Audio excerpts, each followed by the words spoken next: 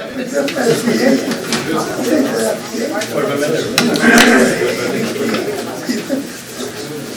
était 29. Il était 29.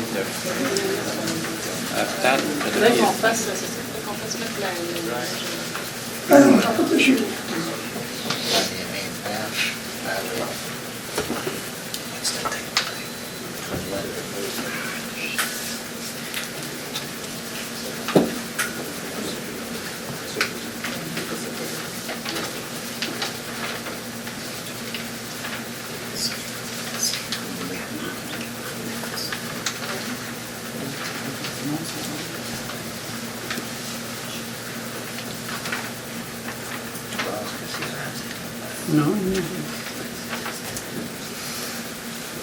Bonsoir à tous.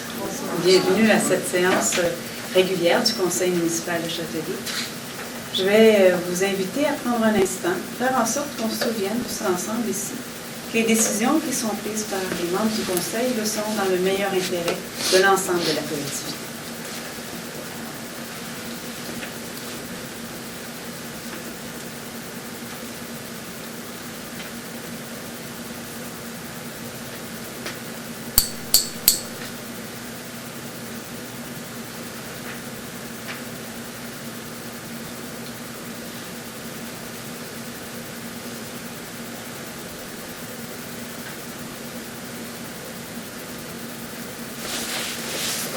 Maître Poirier.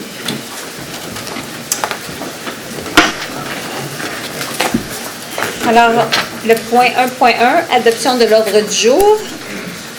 Deschamps. Madame Reid. Monsieur Deschamps, Madame Reid. Le point 2.1, procès verbal des comités consultatifs d'urbanisme des 18 et 31 août 2015. Monsieur Côté. Monsieur Côté, Monsieur Doyle. 2.2, procès verbal de la séance ordinaire du 17 août 2015. Deschamps. Madame Reid. Monsieur Deschamps, Madame Reid. 2.3, procès verbal du comité plénier du 14 septembre 2015. Monsieur Côté. Madame Reid. Monsieur Côté, Madame Reid.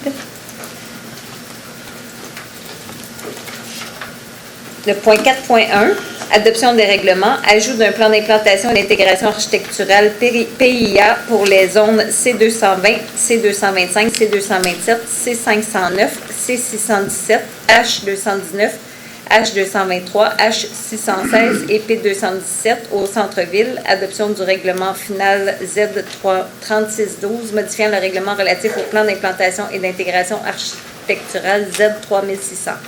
Lieutenant. Monsieur Gloutenay, Monsieur Doyle. 4.2, divers, corrections, précisions, ajouts et ajustements d'ordre général et corrections à la grille des usages et des normes H740. Adoption du second projet du règlement P2 3095, modifiant le règlement de zonage Z3001. Monsieur Côté. Madame Reid. Monsieur Côté, Madame Reid. 4.3, conformité du règlement de zonage au programme particulier d'urbanisme PPU du centre-ville. Adoption du second projet du règlement P2 3093, modifiant le règlement de zonage Z3001. Lieutenant. Monsieur Gloutenay, Monsieur Doyle. 4.5, abrogation du chapitre 13, dispositions relatives au projet intégré. Adoption du premier projet de règlement P1 3096, modifiant le règlement de zonage Z3001. Madame Reid. Monsieur Côté. Madame Reid, Monsieur Côté. Le point 4.6, modification au règlement E2040 décrétant l'acquisition du lot P212 parties et autorisant un emprunt de 1 995 300 à cette fin par l'ajout de la description technique en complément à la demande du MAMO. Madame Reid. Un appuyard. Monsieur Côté. Madame Reid, Monsieur Côté. 4.7, dépôt du certificat relatif à la procédure d'enregistrement pour le règlement numéro E2043, c'est pour dépôt seulement. Le point 5.1, liste des mouvements de personnel pour approbation. Deschamps. Monsieur Deschamps, Monsieur Doyle. 5.3, permanence de M. Philippe Sabourin au poste d'électromécanicien, usine d'épuration à la division hygiène du milieu. Deschamps. Laberge. M. Deschamps, Mme Laberge.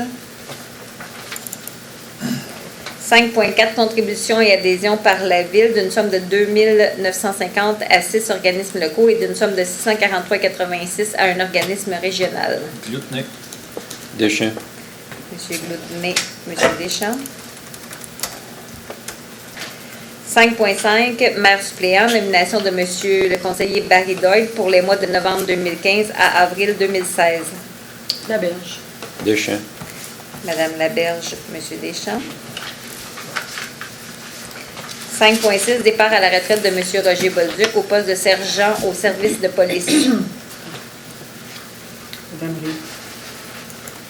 Reed. Madame Reed, M. Doyle. 5.7, dépôt d'opinion juridique, vérification des règles relatives à l'embauche saisonnière d'un enfant d'un élu, c'est pour dépôt seulement. Et bien que ce soit pour dépôt seulement, j'aimerais quand même, par souci de transparence, établir mon intérêt dans les deux questions 5.7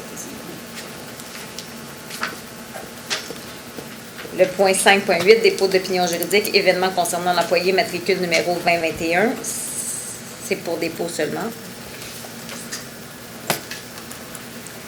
6.1, dépôt officiel devant le Conseil du premier état comparatif semestriel des revenus et des charges de l'exercice financier 2015 versus l'exercice financier 2014, réalisé en date du 30 avril, ainsi que la révision de la projection budgétaire pour l'année 2015. Deschamps. Ah, c'est un dépôt, OK. Non, ça va, c'est pour approbation. Monsieur Deschamps? Oui. Madame Reed. Madame Reed. 6.2, office municipal. M'excuse, 6.1, c'est bien marqué de dépôt. Dépôt quand même, oui, c'est ça. Oui, sauf qu'on prend acte du dépôt. Dans ce cas-là. OK. C'est bon. 6.2, Office municipal d'habitation de la ville de Châteauguay, OMH, dépôt et approbation des prévisions budgétaires initiales et révisées pour l'année 2015 et du plan pluriannuel initial et révisé pour l'année 2015, le tout approuvé par la Société d'habitation du Québec. Monsieur Côté. Madame Reed. Monsieur Côté, Madame Reed. 6.3, demande d'annexion de la municipalité de Saint-Étienne-de-Beauharnois, formulée auprès de Transport Accès Inc. et portant sur le service de transport adapté. C'est un refus, hein, Madame la Oui. mairesse? Oui. OK. Deschamps. Laberge. Monsieur Deschamps, Madame Laberge. 6.4, autorisation de la répartition du déficit d'opération pour le service de transport adapté métropolitain pour l'année 2014 entre la ville de Châteauguay et la municipalité de Beauharnois et Mercier. Deschamps. Un appuyard. Monsieur Côté. Monsieur Deschamps, Monsieur Côté.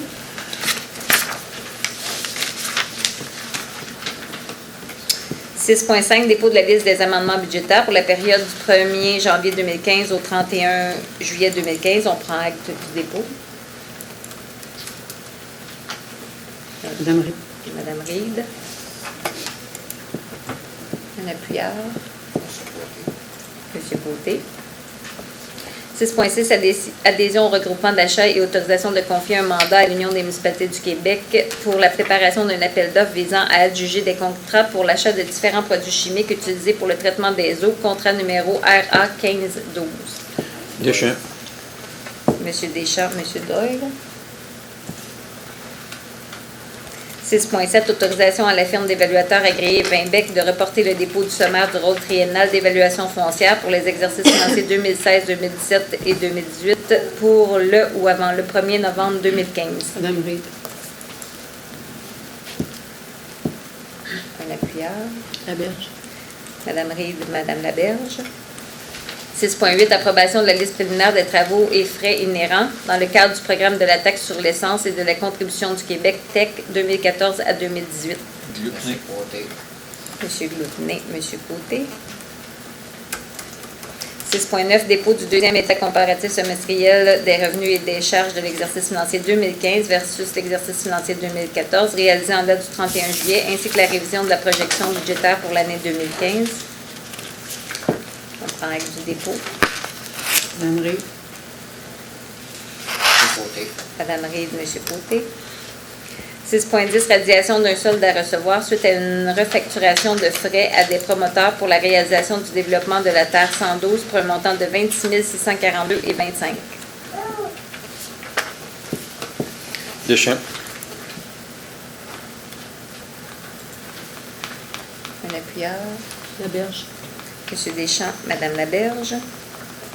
6.11, autorisation d'appliquer un crédit pour la tarification de la cueillette des matières recyclables imposée aux propriétaires des unités de condos situées sur les rues Isabelle et Principale en vertu des règlements numéro G 10005 et G 10012 au montant de 8 479,37. Monsieur Côté. Madame Reed. M. Côté, Mme Reed. 6.12, construction de la route d'accès du parc Fernand-Séguin, attribution du contrat SP 1533, la firme Centra Inc., plus bas soumissionnaire conforme au montant de 1 589 985,26, taxes incluses, règlement d'emprunt E2039. Madame Reed. Monsieur Côté. Mme Reed, M. Côté. 6.13, fourniture d'une auto-niveleuse en location avec et sans opérateur pour la division des travaux publics, attribution du contrat SP 1561 à la firme Les Pavages Ultra Inc., seul soumissionnaire conforme au montant de 104 512,28, taxes incluses. Laberge. M. Côté, Mme Laberge. 6.14, autorisation de la grille de pondération et d'évaluation pour les services professionnels d'un cabinet d'experts comptables pour la vérification des états financiers annuels de la Ville pour les 3 années fermes 2015, 2016 et 2017. M. Doyle. Un appuyeur. Madame Reed. M. Doyle, Mme Reed. 6.15, dépôt et publication du rapport de la mairesse sur la situation financière pour l'année 2015. Alors, je n'ai pas parlé, mon dépôt. On prend acte aussi. Oui. Un appuyeur. Monsieur Côté. Madame Reed. M. Côté, Mme Reed. Alors, je dépose aujourd'hui mon rapport sur la situation financière pour l'année 2015. Ce document nous permet de faire le point sur l'état des finances municipales, de partager les grandes orientations qui guident l'exercice budgétaire 2016, ainsi que l'adoption du plan triennal d'immobilisation, le PTI, pour les années 2016, 2017 et 2018. En ce qui a trait aux états financiers qui sont terminés le 31 décembre 2014, les états financiers pour l'exercice terminé le 31 décembre 2014 nous présentent un surplus libre de 2 805 669 $. Le surplus de revenus de l'année s'explique notamment par des revenus supérieurs aux prévisions de 1 717 000 $ pour les taxes, 266 000 en droits de mutation immobilière, 390 000 en intérêts et 1 600 000 en vente de terrain. En raison d'une mise à niveau des programmes gouvernementaux en matière de gestion des matières résiduelles, nous avons reçu 775 000 $ supplémentaires en redevance à l'enfouissement et en compensation pour la collecte sélective. Les revenus de transfert provenant de subventions d'infrastructures du gouvernement du Québec ont généré 840 000 $ de plus que prévu. Par ailleurs, le Conseil municipal a convenu, en adoptant des résolutions au cours de l'exercice financier 2014, de réserver une partie de ces surplus pour des projets spécifiques. Le solde accumulé non affecté s'élève donc à 4 788 131 $ et le solde accumulé affecté à des projets à 7 886 762 $. Ainsi, 1,6 million ont été affectés à la construction future d'un immeuble multifonctionnel abritant divers services municipaux publics et communautaires dans le pôle institutionnel du centre-ville. De plus, à l'instar de l'an dernier, une partie des redevances et des compensations reçues dans le dossier de la gestion des matières résiduelles a été réservée afin de financer la mise en place d'actions visant à réduire le tonnage de matières envoyées à l'enfouissement. Le solde de l'excédent non affecté de l'exercice financier 2014 est de 403 367 $. Au chapitre des dépenses, celles-ci correspondent pratiquement au budget global adopté. Toutefois, certaines variations importantes ont été réalisées au cours de l'exercice financier. La principale diminution provient de la participation de la Ville au régime de retraite sans mesure d'allègement pour un montant de 1 200 000 $, et ce, suite à la comptabilisation de la loi 15, selon les normes édictées par le ministère des Affaires municipales et de l'occupation du territoire. De plus, des dépenses supplémentaires autres que celles budgétées ont coûté pour le déneigement 509 000 $, l'essence 184 000 $, l'entretien et la réparation des véhicules, temps supplémentaires et pièces, 245 000 $, et les services professionnels, 258 000 $. En 2014, les dépenses en immobilisation s'élèvent à 21 797 148 $. La dette totale au 31 décembre 2014 s'élève à 123 266 433 $. Et en 2014, le remboursement de la dette à même l'exercice budgétaire s'élève à un peu plus de 10 millions. L'exercice financier 2015 fait l'objet d'un suivi rigoureux et permanent. Une attention particulière est notamment apportée à l'ensemble des dépenses liées à une saison hivernale 2014-2015 qui s'est prolongée jusqu'en avril et qui a pratiquement utilisé l'ensemble du budget disponible de l'année. Ainsi, afin de contribuer à préserver l'équilibre budgétaire de l'actuel exercice financier, le Conseil municipal demande aux gestionnaires de poursuivre l'atteinte de leurs objectifs tout en observant une gestion serrée de leur budget. En 2015, les principaux projets en immobilisation sont menés par l'équipe de la division du génie, principalement en réhabilitation de nos infrastructures de rue. Le début des travaux pour la construction d'un nouveau chalet de service au centre écologique Fernand-Séguin, prévu à compter de 2015, et pour les 2 prochains exercices financiers, seront réalisés à l'aide d'une subvention de la communauté métropolitaine de Montréal. Les grandes orientations qui guideront l'exercice budgétaire 2016 et le PTI pour les années 2016, 2017 et 2018. Depuis l'adoption en 2011 du plan d'action citoyen pour Châteauguay 2020, les priorités stratégiques sont maintenues et continuent de nous guider dans l'exercice annuel des priorités d'investissement, ainsi que pour les activités à développer et à maintenir pour le budget d'opération. Tous les projets sont scrutés à la loupe afin de répondre aux priorités stratégiques qui sont, rappelons-le, la relève de l'activité économique de la ville, le contrôle rigoureux des dépenses municipales, la mise à niveau des infrastructures municipales, le maintien et le renforcement de la compétence et de l'intégrité de l'administration municipale. Depuis octobre 2014 et tout au long de l'année 2015, les grands chantiers citoyens ont été mis en place et tenus selon les thèmes suivants: la vie citoyenne, l'aménagement du territoire, l'administration intègre, l'environnement et l'économie. Les rendez-vous citoyens, une série de conférences d'activités offertes à la population ont été organisées. Il y en aura une prochaine d'ailleurs le 3 octobre prochain, justement concernant les finances municipales. Vous êtes tous invités, ça sera au Centre culturel Vaillant. L'année 2016 apportera son lot de projets municipaux en immobilisation. On devrait d'ailleurs débuter les principaux projets suivants: la poursuite des investissements dans nos infrastructures de rue, selon les priorités établies dans notre plan d'intervention et celles du conseil municipal, et le réaménagement des parcs selon le plan directeur à venir cette année. Le budget 2016 présente un défi plus important que jamais.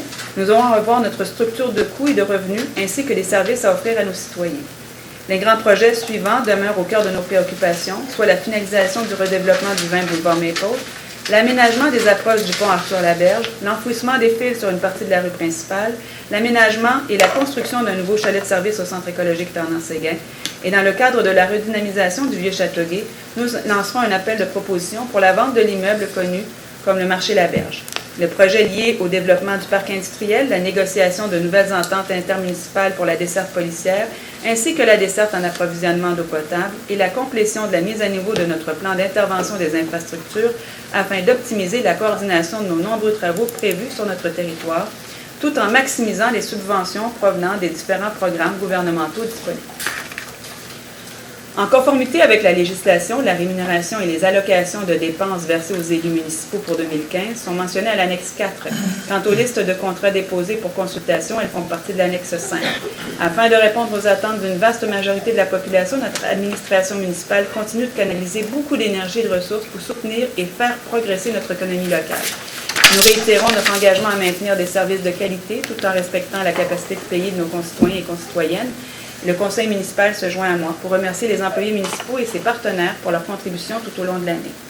Je vous remercie encore une fois de l'appui que vous nous témoignez, ainsi qu'à toute l'équipe du conseil municipal. Voilà. Le document sera déposé et sera disponible pour les personnes qui en souhaitent une. Alors, le point 6.16, approbation de la liste des chèques émis et autres déboursés pour la période du 8 août au 11 septembre 2015 et autorisation de paiement pour un montant total de 9 521 693 et 21.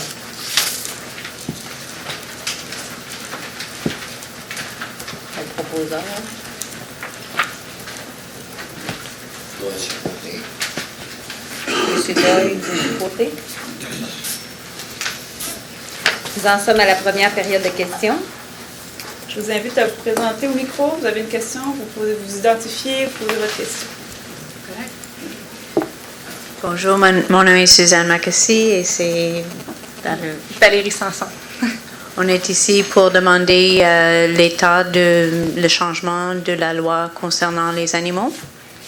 Donc, à ce propos, on est en contact avec des professionnels de l'Association des vétérinaires du Québec, notamment, pour faire avancer, progresser le dossier.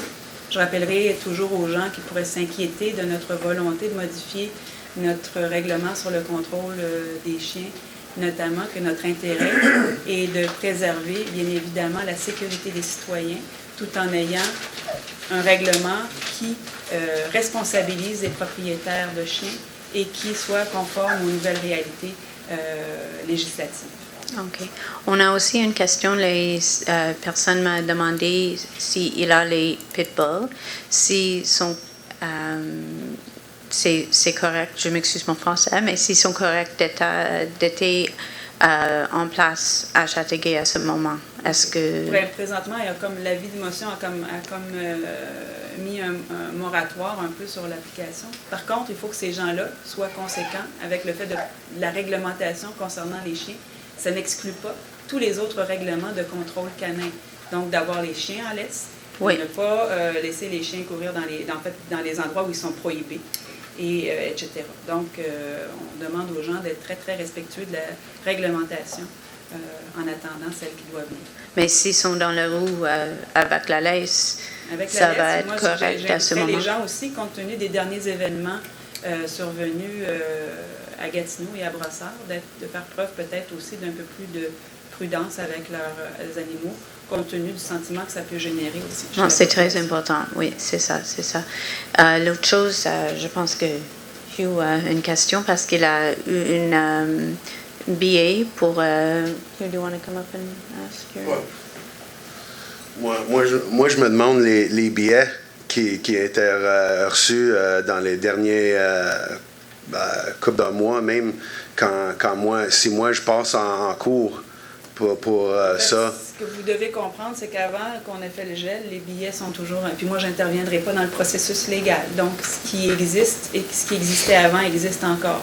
OK. Et donc, si vous avez reçu un billet, vous devrez vous présenter en cours et faire valoir vos droits. Oui, je vais me présenter. Il n'y a pas...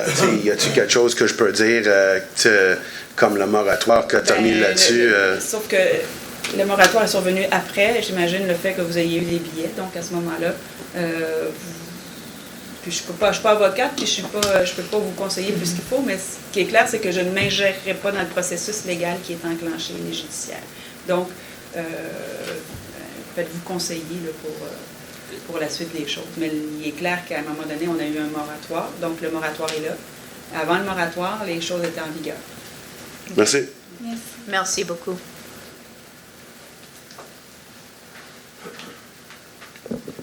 Bonjour, Madame la mairesse, conseiller, conseillère. Vaillancourt? Oui. Excusez, oui, mon nom est Vaillancourt, de la rue de Laval.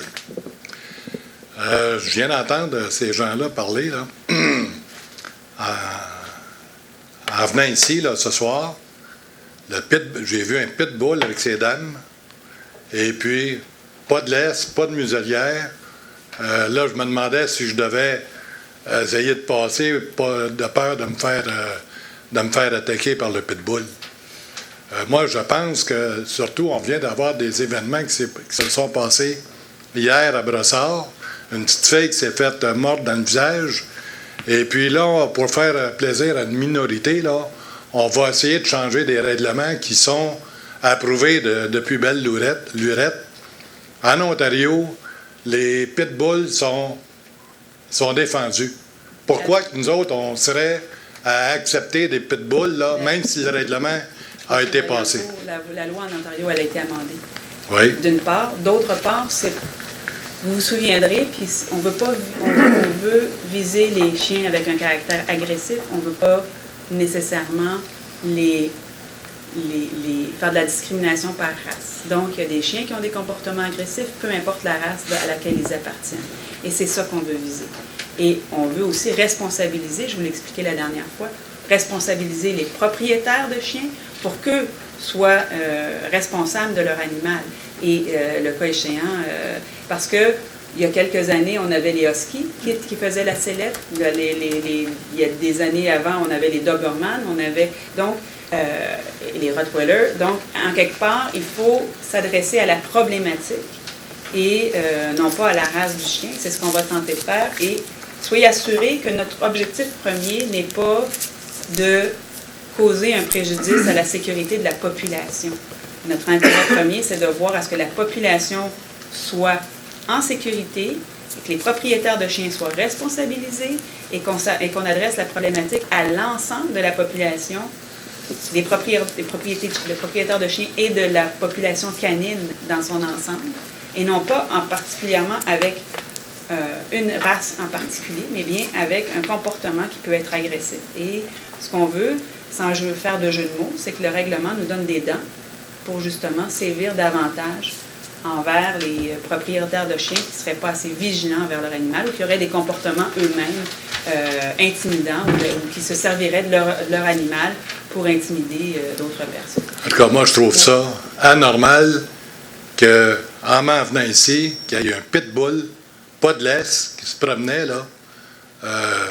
Je sais pas, moi, s'il est agressif ou pas. En fait, et là, s'il y a des gens qui sont... On parlait tout à l'heure qu'il devait être avec une laisse. Le règlement existe pour toujours, et ça, je pense que les gens doivent se responsabiliser par rapport à leur animal. Si vous avez un chien et que vous ne voulez pas être victime de harcèlement, parce qu'on se fait aussi dire que les gens sont harcelés par les policiers quand ils ne respectent pas les réglementations. Donc, on demande aux gens de respecter la réglementation. S'ils ont un chien, peu importe la race, ce chien-là doit être en laisse. Parce qu'imaginez-vous, c'est ce groupe-là qui demande un changement au règlement et puis qui promène un pitbull, pas de laisse.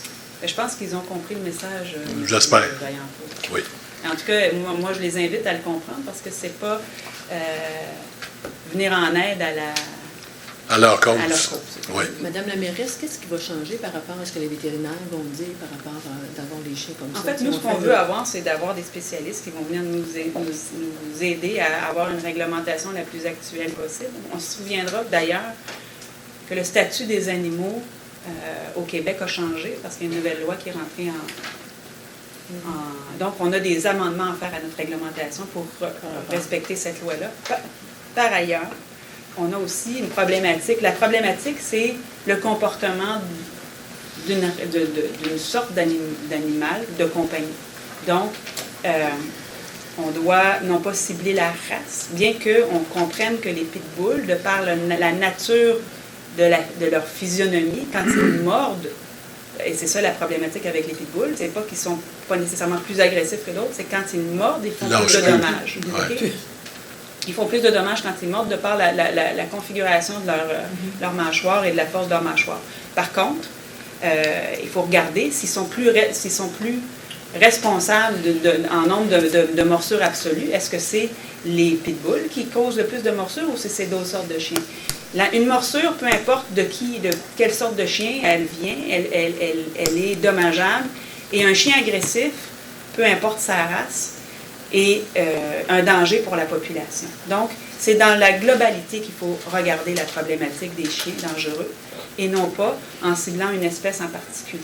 Il faut aussi responsabiliser les maîtres. On parlait tout à l'heure d'avoir l'animal en laisse. Est-ce qu'il faudra rajouter à ça pour être sûr et créer ce sentiment de sécurité au sein de la population, par exemple, et je dis vraiment par exemple, d'ajouter une muselière à l'obligation des propriétaires de chiens qui se promènent dans des endroits, ça fera partie des discussions qu'on aura et ça fera certainement partie des recommandations qui nous seront faites par l'association, les gens l'Association des vétérinaires du Québec.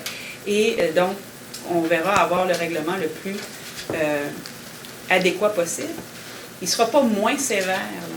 Il va être respectueux de tout le monde, mais pas moins sévère quant au contrôle animalier et les réglementations que les propriétaires de chiens doivent respecter. Et j'entends un peu partout autour, dans d'autres municipalités, que la réflexion est entamée également en ce sens. OK. Pour changer de sujet, là, j'ai appris dans le journal Le Soleil que Saint-Isidore voulait laisser le service de police pour prendre la SQ. Là, il y avait jusqu'au 1er septembre pour accepter votre offre ou la refuser. Là. En fait, tout le monde devait, avant le 1er septembre, les négociations continuent. Avant le 1er septembre, tout le monde devait faire savoir quelles étaient leurs options. Du côté de Saint-Isidore, puis vous pourrez poser la question à Saint-Isidore, mais ce qu'on nous dit, c'est que Saint-Isidore a ouvert toutes les portes possibles. C'est-à-dire qu'il y a toujours l'option de signer une entente avec Châteauguay, l'option de s'en aller avec la SQ, bien qu'il l'ait mis sur la table, n'existe pas pour les membres de la communauté métropolitaine de Montréal. Donc, elle n'existe pas pour les villes membres de la communauté métropolitaine de Montréal. On ne peut pas faire affaire avec la Sûreté du Québec. C'était d'ailleurs le grand débat depuis le début avec les petites municipalités qui faisaient affaire avec la SQ avant qu'on redécoupe et qu'on fasse partie de la CNM. Donc, cette option-là n'est pas là. Il y a plusieurs options qui s'offrent à Saint-Isidore. Ils les regardent tous et les pourparlers continuent. Donc, on verra ce qui va arriver. Je posais la question parce que la dernière fois qu'il y a eu l'Assemblée, on parlait de Châteauguay, il y a un déficit de 3 millions sur le service de police. Ce qui veut dire, si j'ai bien compris l'affaire, c'est que c'est les citoyens de Châteauguay qui paient ce 3 millions-là, et non les villes qui se servent de notre service de police. Effectivement. Fait que, ce qui veut dire, je vais continuer plus loin, là. Si Saint-Isidore débarque, Mercier a l'intention de débarquer. Ce qui veut dire que notre service de police, il va desservir Léry, Beauharnois, Châteauguay. 3 villes. Pour 3 villes, on a 120 policiers. C'est pas comme ça que ça fonctionne, M. Vaillancourt. C'est pas ce qu'on va laisser faire non plus. Quand il y a redéfinition des limites à couvrir, il y a un nouveau plan d'effectifs policiers qui est déposé, qui doit être entériné par le ministère. Et les villes qui se détachent de l'entité doivent repartir avec un pourcentage d'effectifs policiers. Donc, Mercier va partir avec son lot de policiers, Saint-Isidore va partir avec sa partie. Et si Beauharnois voulait partir, elle partirait avec sa partie. Si Léry partait, elle partirait avec sa partie. Et aussi une partie du déficit actuariel des fonds de retraite. Donc, il y a un calcul, qui est en cours. Je comprends, par contre, et on en est, c'est le discours qu'on tient depuis toujours, c'est que le coût des niveaux de services exigés par Québec est à ce point élevé que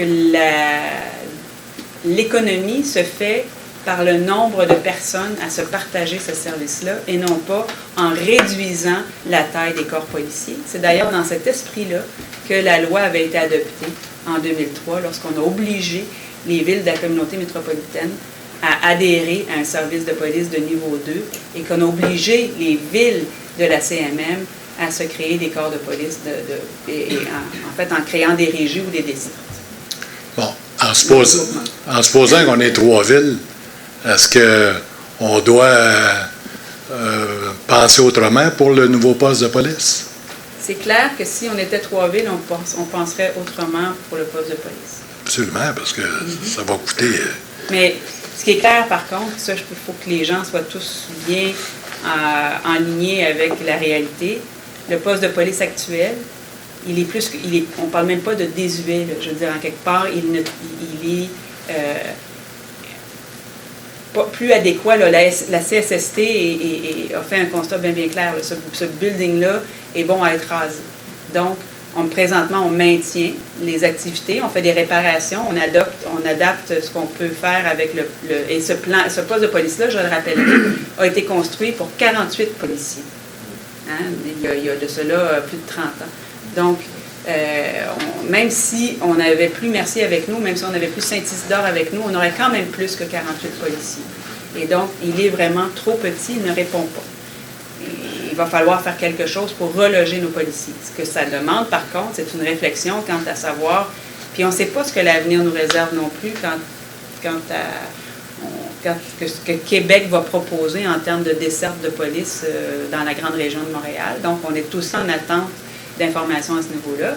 Mais il se peut qu'on puisse avoir simplement un plus petit poste ou encore de faire ça de façon différente dans l'espace ou dans les villes qui sont desservies. OK. Maintenant, moi, il y a quelque chose de bizarre, là. Il y a 2 semaines, dans le Journal de Montréal, puis par la suite, j'ai été vérifié sur Internet, voir si c'était véridique, tout ça. La Régie intermunicipale de police Richelieu et Saint-Laurent, OK? Ils desservent 17 villes. Oui. Et puis, pour desservir 17 villes, ils ont 189 policiers. Nous, Châteauguay, on dessert 5 villes présentement, le Mercier, incluant Mercier et Saint-Isidore, puis on a 120 policiers.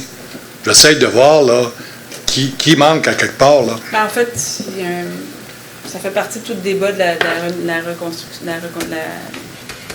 la convention collective. Par ailleurs, il faut regarder la taille des municipalités desservies, il faut regarder la proximité des villes desservies. C'est pas aussi simple que ça, monsieur. Vous partez de Carignan, vous allez jusqu'à Verchères. C'est loin, ça, là. C'est très grand. C'est très grand. Puis il y a 17 municipalités qui sont desservies dans ça. La différence, c'est en tout cas dans l'application des choses, et tout ça, ça va faire partie des choses qu'on veut améliorer. Je ne vous dis pas que notre système est parfait. Je vous dis juste qu'on travaille à l'améliorer et qu'on espère, à travers les conventions collectives, à travers la nouvelle desserte, avoir un service qui réponde. Tout ça, en tant que citoyen, là, je pense que, je ne sais pas qui négocie avec qui, là, mais ceux qui négocient avec la fraternité ou les policiers de Châteauguay devraient regarder peut-être ailleurs, là, comme je viens de parler. 189 policiers pour 17 municipalités. Soyez assurés, M. Versus Châteauguay avec 5 municipalités, 120 policiers. On est très au fait de la situation. Bon, excellent. Et c'est à ce sens-là qu'on négocie. Par ailleurs, c'est parce qu'on est aussi très au fait de ça qu'on a dénoncé l'entente qui nous liait avec les autres municipalités, compte tenu de la facture supplémentaire qui incombait aux citoyens de Châteauguay. Donc, notre intérêt, à nous, c'est évidemment l'intérêt des citoyens de la ville de Châteauguay. Et ce qu'on cherche, c'est à faire en sorte de ramener le niveau de service, de ramener les dépenses globales de la police, de la sécurité publique, à ce que nos citoyens sont capables de payer. Donc, c'est le débat qui est présentement. Le débat, puis vous me parlez de la régie Saint-Laurent-Roussillon, Richelieu-Saint-Laurent, Saint-Laurent-Richelieu. Ils sont à peu près pris dans la même situation que nous, parce qu'on se rappellera que Chambly a fait aussi une demande pour s'extraire de cette régie-là, qui leur a été refusée. Et il y a aussi plein de pourparlers là-dedans. Il y a aussi des situations problématiques à la Couronne-Nord. Donc, ce dossier-là de la police en général, les villes sont bien renseignées. À l'Union des municipalités du Québec, on a un comité qui travaille que là-dessus. Donc, c'est pas unique à Châteauguay. Et les coûts importants de police, c'est pas juste Châteauguay qui trouve que ça coûte cher, la police, c'est l'ensemble des villes du Québec qui trouvent que la police, ça commence à prendre une part importante de leur budget. Et on y travaille très, très fort. Ouais. Pour terminer tout ça, pour vous dire qu'en tant que citoyen, j'aimerais que mon compte de taxes baisse plutôt que de monter à chaque année. Bien, merci ça, monsieur, en ce que vous aimeriez et ce que j'aimerais et ce qui sera possible de faire, il y a tout un monde. Oui, merci beaucoup. Merci à vous. Qu'est-ce que vous avez fait avec nos polices qu'on a trop de Mercier? Bien, ils vont les reprendre. Ils ne veulent pas les voir. Ils vont dire on ne veut pas les voir, Paul. On va s'en former des polices. Bien, monsieur Boxtel, il y a l'article 74 de la loi sur les polices qui oblige les municipalités à reprendre les effectifs quand elles quittent. Parce qu'ils ne jouent pas, les autres-là. Le foreman avait commencé à, au lieu de boucher tout, il mettait une couche. Et le cheval qui est arrivé, il l'a mis droit tout de suite. Il n'a pas attendu l'Assemblée de conseil. Il a arrêté le chemin là. Ce que je vous dis, c'est que l'article 74 de la loi sur les polices s'applique. C'est pas ça qu'ils m'ont dit, moi. Bien, ils peuvent dire ce qu'ils veulent, M. Boxtel. Qu'est-ce que vous avez radié une solde, un promoteur? En fait, c'est Ça fait passer d'argent? Non. C'est dans la facturation, quand on a eu une facturation préliminaire qui a été envoyée, donc une facture préliminaire qui a été envoyée dans un développement. Et ensuite, en raffinant ce qui devait appartenir à la ville, ce qui appartenait au promoteur, on s'est rendu compte qu'il y avait un trop chargé au promoteur. C'est-tu le projet de Bergevin, Michel? Non? Je pense pas. Les numéros de terre, c'est un projet de... 112, je ne sais pas quel C'est temps. RMR Leblanc. C'est le projet dans le coin de la rue Christophe. Isabelle. Où? La rue Christophe-Roy. Robert, Christophe-Roy, pas loin Dans la ligne de Congo. près de l'ancien monastère des Franciscains, là. Oui. Juste là, dans ce La rue Robert? Ben, il y a la rue Christophe-Roy. Je connais la ville, mais j'ai ouvert les chemins pendant 50 ans de temps. Hey, bonjour. Merci.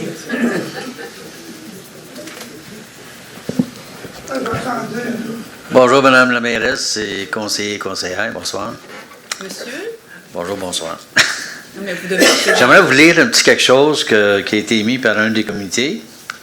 Parce que la ville avait formé plusieurs comités pour faire des recherches.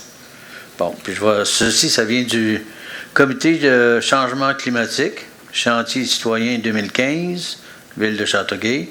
Recommandation du comité au conseil de ville. C'est daté en mai 2015.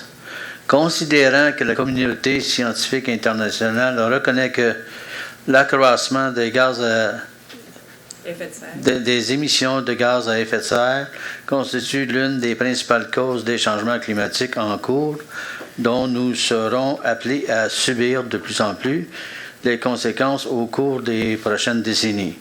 Considérant que même en ne retenant pas le scénario de changement climatique le plus optimiste, ces changements auront des impacts importants sur notre santé, notre biodiversité, notre dépense énergétique, notre approvisionnement en eau potable, notre gestion des eaux pluviales urbaines, nos cours d'eau, notre environnement bâti.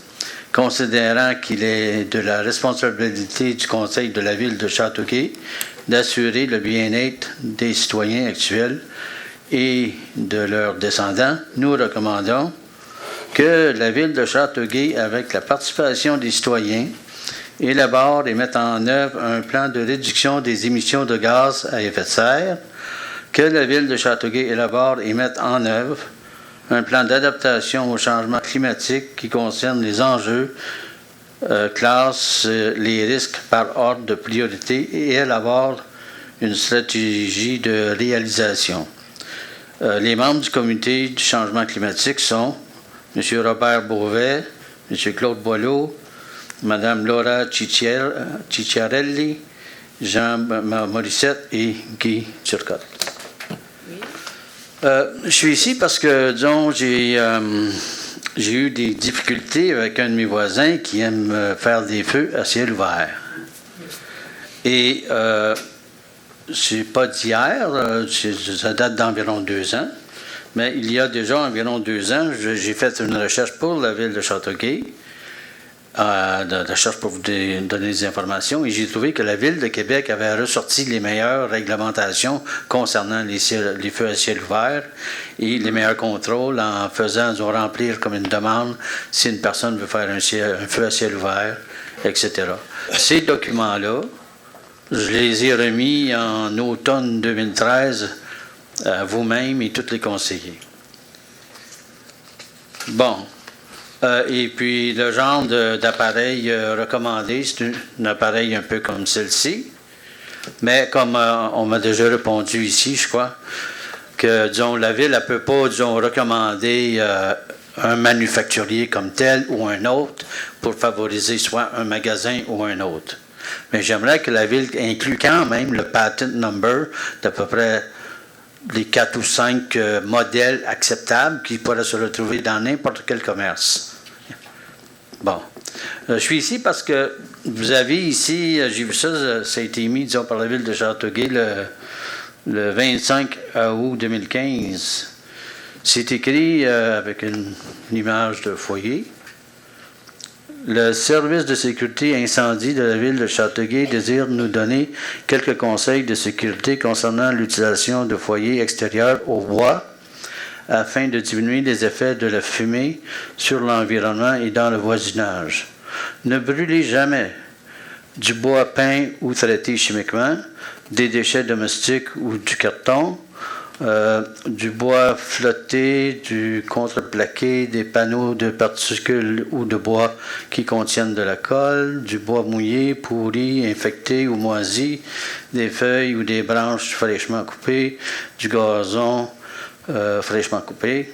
Soyez responsable. Évitez de vous servir du foyer les jours où le taux de pollution atmosphérique est élevé. Évitez d'entretenir la combustion lorsque la fumée n'a pas une tendance à monter vers le ciel, mais plutôt de rester au niveau du sol. Évitez de faire un feu en présence de fort vent. Faites brûler du bois sec et sain. Monsieur Girard, est-ce que vous pourriez poser votre question?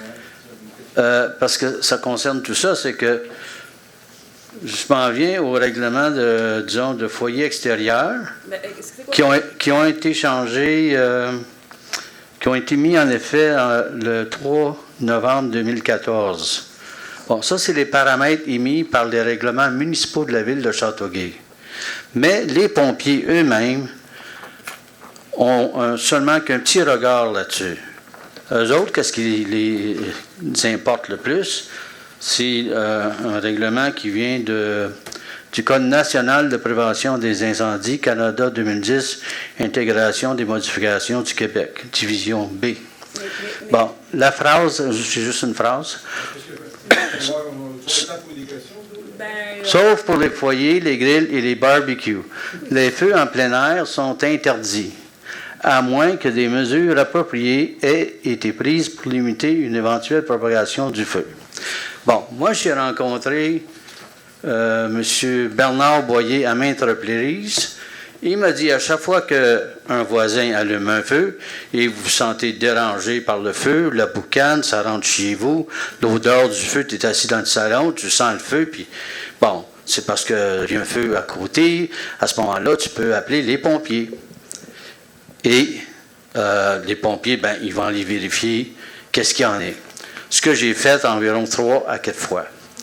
Cette fois, en 7 années, je l'ai fait 2 fois. Bon, là où je veux en venir, c'est que les pompiers se concernent seulement avec la division B, puis les règlements qui ont été changés par la Ville en novembre 2014, c'est de deuxième intérêt. C'est pas important. Fait qu'en fin de compte, tout ça, là, qu'est-ce que ça m'a causé? C'est que moi, je m'en vais avec qu'est-ce qui est écrit, puis les pompiers, quand ils vont là, j'avais même mentionné une fois à M. Boyer, j'ai dit oui, mais les pompiers, ils vont là avec le troc de pompiers en uniforme pour combattre un gros feu s'il y a lieu. Il dit oui, mais c'est leur job. J'ai dit oui, mais si j'appelle, puis disons, c'est un feu quand même, c'est un feu dans la cour. C'est pas la maison qui brûle. J'ai dit, pourquoi envoyer le pompier à chaque fois? Il dit, c'est leur job, ça. Ils sont obligés d'y aller à chaque fois en uniforme, etc. OK. Fait que là, ma question, c'est ça, c'est parce que je m'en viens.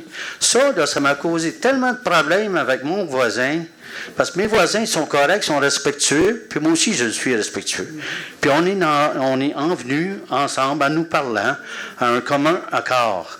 Mais l'affaire qui m'insulte le plus, c'est que les pompiers, quand ils allaient là, ils ont dit, ils nous ont fait habiller encore pour rien. C'est encore ton chioleux qui nous a envoyé ici, puis on est obligé de se mettre en uniforme, tout ça pour rien. Il dit, votre feu, il est correct, madame, on s'en va. Il était là à peine 2-3 minutes, puis il avait parti. Puis là, ben, le feu brûlait toujours. Moi, ça ne me fait rien qu'il fasse un feu, mais pas jusqu'à minuit et demi puis 2h30 du matin. Ça, là, c'est hors de question. Mais un feu ordinaire qui contrôle, parce qu'il contrôle bien, c'est des... Ben, je m'en viens au point où est-ce que... Comment est-ce que vous pouvez écrire un document comme celui qui a été apparu au mois d'août, là, que le service de pompiers émet... Voyons, je l'ai mis. Je l'ai ici. Le service de sécurité incendie de la ville de Châteauguay, ils ne considèrent même pas ce que vous avez écrit dans les règlements municipaux. Vous êtes un monde, eux autres sont un autre monde. C'est ça mon problème. Puis à cause de ce problème-là, ça m'a mis en chicane avec un voisin pour 2 ans pour rien. Là, on s'accorde, là, on se comprend. Mais la vision d'ensemble du pompier est complètement différente de la vision d'ensemble de la ville de Châteauguay, puis c'est ça qui me choque. Quand vous passez les règlements, là, passez-les avec le directeur de pompiers de prévention des incendies de Châteauguay. Vous faites écrire une chose, puis eux autres, ils appliquent une autre chose. Vous parlez 2 mondes à part, le français martien puis le français Vénus. Vous n'êtes pas sur la même longueur d'onde du tout. Monsieur Girard, il y a des règlements qui sont appliqués par les pompiers, il y a des règlements qui sont appliqués par les policiers, puis il y a des règlements qui sont appliqués par les inspecteurs. Où sont nos inspecteurs? On n'a pas d'inspecteurs de la ville. On en aura plus si on peut se statuer là-dessus. On a demandé 3. Nous autres, je suis aussi dans le conseil du bon voisinage. On a suggéré à la ville d'avoir 3 conseillers. Un qui travaille les fins de semaine pour tout checker qu'est-ce qui se passe qui peut déranger. On a reçu vos recommandations. Puis il n'y a rien qui s'est fait. Ben, monsieur Girard, je vous rappellerai juste qu'on est en exercice budgétaire, que s'il faut engager de nouvelles personnes, ça se fait, et l'ouverture des postes et la planification des effectifs, ça se fait lorsqu'on fait le budget. On ne peut pas, en cours de route, faire ce qu'on veut, puisque ça nous demanderait, puis je suis persuadée que vous, le premier, vous n'aimeriez pas ça, qu'on vous renvoie un compte de taxes supplémentaires parce qu'en cours de route, on a décidé qu'on faisait l'embauche de 3, 4, 5 personnes de plus qu'on n'a pas budgété quand on a fait nos prévisions budgétaires. On est dans l'exercice budgétaire qui vient. Vous avez fait vos recommandations, on s'en souviendra, au printemps. On est en train de regarder tout ça, comme on est aussi en train, suite à la suggestion du Comité des changements climatiques, de travailler sur une planification de lutte au changement climatique. Donc, tout ça va être fait et intégré dans le prochain budget. À ce moment-là, et puis il y a aussi les conventions collectives. Donc, avant de pouvoir permettre de faire d'avoir quelqu'un les fins de semaine, il y a des choses qu'on doit changer aux conventions collectives et ça ne se fait pas du jour au lendemain. Effectivement, je peux comprendre que vous ayez une frustration et que cette frustration-là provient du fait que vous avez eu des tensions avec votre voisin parce qu'il faisait brûler des choses et on en a amplement entendu parler ici. On comprend très bien votre frustration par rapport à ça. Je suis heureuse de voir qu'en discutant avec votre voisin, ça sert à ça la médiation citoyenne aussi, qu'en discutant avec votre voisin, soyez venu à une entente qui vous permet de mieux vivre en société sans nécessairement qu'on applique des règlements. Et c'est ça peut-être l'objectif visé quand on voit qu'on vit avec des gens qui viennent et interviennent un peu dans notre liberté individuelle. Et je pense que c'est par là que ça passe. Maintenant, on va regarder qu'est-ce qu'il y en est avec notre réglementation sur les feux et l'aptitude des pompiers à l'appliquer. Si ce n'est pas à eux, on verra à faire en sorte qu'on se donne un processus puis une équipe d'intervention qui va faire en sorte, parce que les feux à ciel ouvert, ce n'est pas notre seule problématique.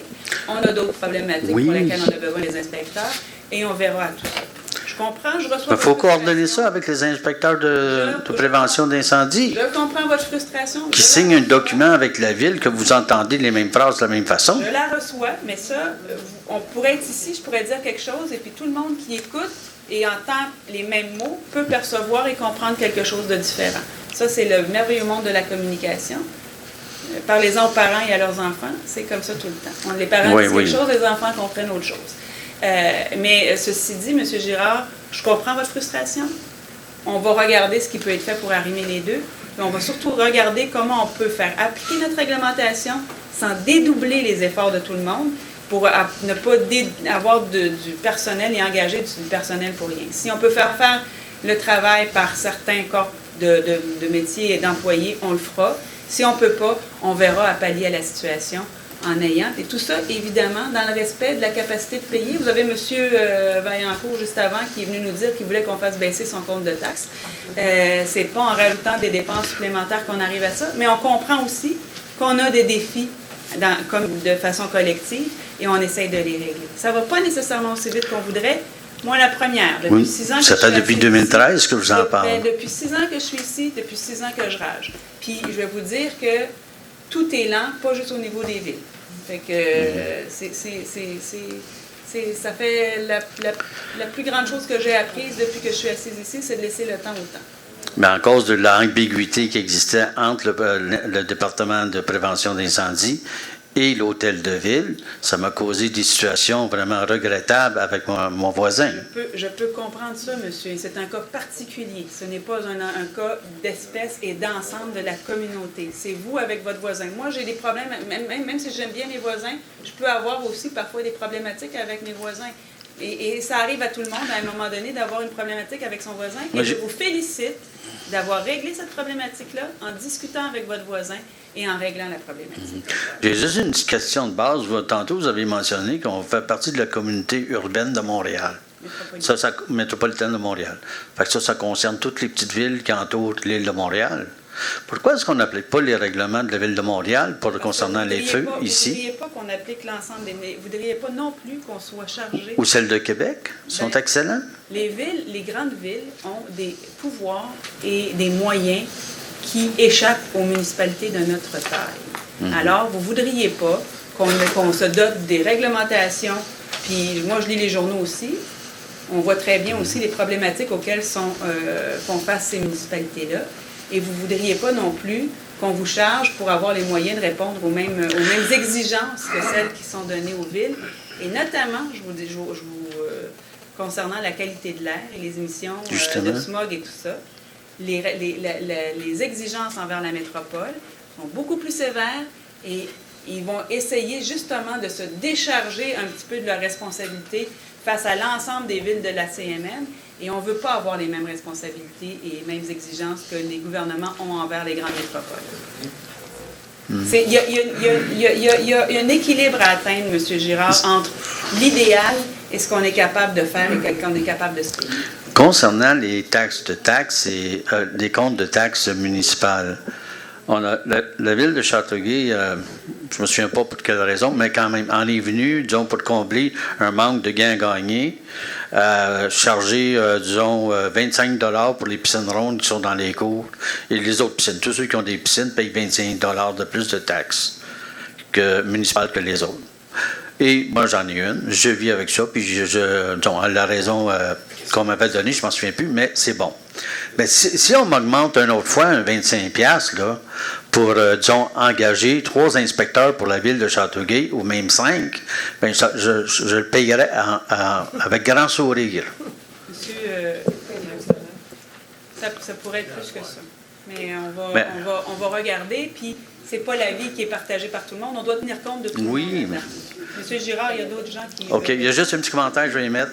Concernant les pitbulls, oui, c'est comme vous avez dit tantôt, dans 10 ans, ça va être une autre sorte de chien.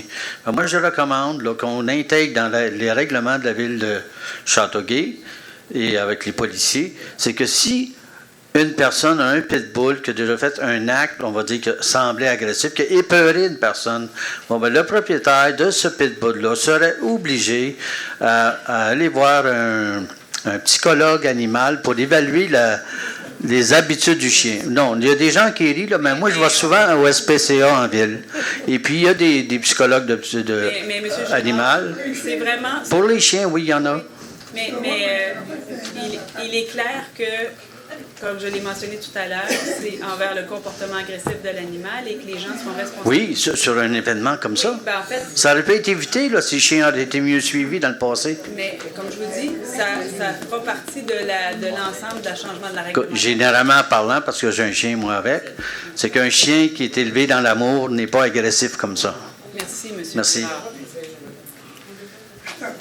Bonsoir. Bonsoir, mesdames le conseil. Monsieur. Mon nom, c'est Gilles Boutillier, salut Mac-Laplante. Je voulais juste rectifier quelque chose, parler à M. Vaillancourt tantôt, là, comme quoi on a 3 millions de déficit. C'est parce que quand il faut savoir là, au moins ce qui s'est passé pour avoir 3 millions de déficit, hein, parce que quand on a pris les policiers de Ville-Mercier, de Beauharnois et Ville-de-Léry, je me répète. Oui, je sais, mais c'est parce que je vais être obligé de vous rectifier. C'est pas ça qui est arrivé. C'est le calcul du partage des coûts. C'est ça. Je m'en reviens dessus. Là. C'est quand on a pris Ville-Mercier, là, il faisait du 12 heures. Il faisait pas de la cap 3, 6 semaines comme nous autres. Il n'y avait pas de fonds de pension, puis il n'y avait pas ces affaires-là. Ça veut dire que pourquoi on a 3 millions de déficit à Châteauguay, on a été poignés avec ça?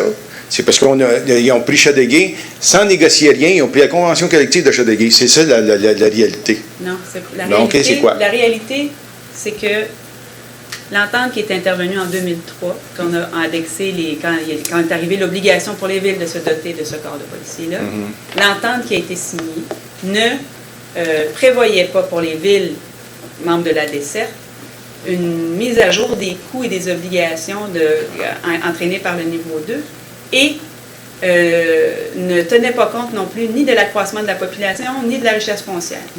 OK. Voilà, OK. Non, c'est donc, ça. Donc, la population a cru, les services ont cru, et les seuls qui ont assumé la facture de la croissance de cette chose-là, ce sont les citoyens de Châteauguay. Madame la mairesse, il était 8 policiers à Ville-Mercier, puis il y en avait 2 policiers par relève. Il n'y en a même pas un pour la nuit à Ville-Mercier. Ça veut dire qu'il y a moins de policiers, puis on donne coûte plus cher. C'est-tu parce que la Châteauguay est mal administrée? Oui. Ils ont mal administré, c'est pas vous que je parle, là, mais dans le passé, là, puis on continue encore, le party est en cours. Je vous le dis, fait qu'on entend sur le party, on est en cours sur le party. Y a-t-il quelqu'un qui va finir par régler la solution? De la 4-3, 6 semaines, ça n'existe même plus dans la province de Québec, puis Châteauguay de l'encore. M. Vaillancourt, on a dénoncé l'entente, justement, pour y mettre... Très mal fait dans 2003. Pour y mettre fin, et justement, et c'est ce qu'on indique au ministère dans nos discussions avec lui. Donc, ça, je veux dire, tout le monde ici est bien conscient de la problématique. Pour ce qui est du reste, ça relève des conventions collectives et ça fait partie des négociations. Si tous les policiers s'en iraient dans l'UPROM de la municipalité, tu as dit que ça se négocierait assez vite. Parce que tout le monde ne voudrait pas revenir à Ville-Mercier avec la cellule qu'il y avait, avec le fonds de pension qu'il y avait. Mais Châteauguay a fait un gâchis. Ils ont donné un fonds de pension. Une question, M. Boutier. Justement, je ne veux pas rester trop longtemps parce que tout à l'heure, là, il a pris bien du temps. Je ne veux pas faire la même chose que lui. Je vais revenir à Varcha, mais juste la petite question que je l'ai posée, c'était ça, je m'en venais, je n'en pas parler de police parce que.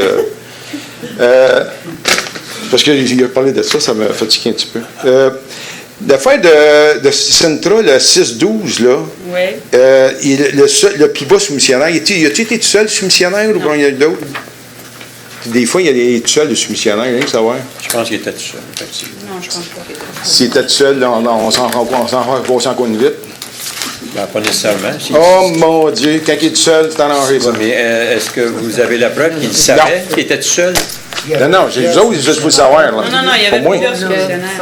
C'est vous autres qui vous avez la main, là, accepté. 9. Il y en avait 9. Il y en a 9? Merci. Il y en avait eu 2 contre eux. Hein? Il y en avait eu 2? Bonjour. Charles-André Marchand de la rue Parkview.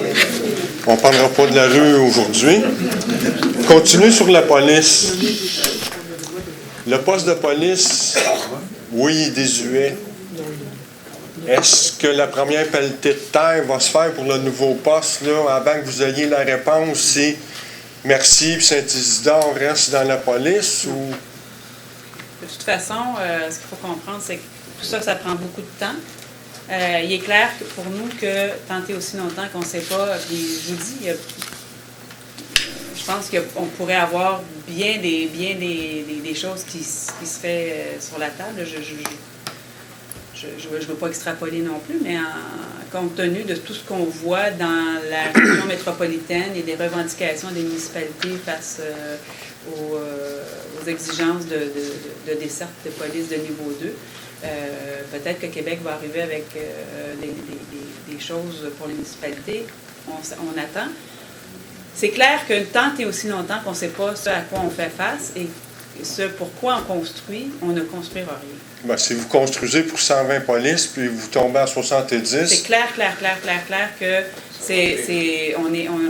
et c'est pour ça qu'on veut savoir vers quoi on s'en va le plus rapidement possible pour être en mesure de planifier à long terme nos actions. Une régie intermunicipale, ça se fait-tu ce bord ici? Ou... Ça se fait, c'est dans les cartons, ça fait partie des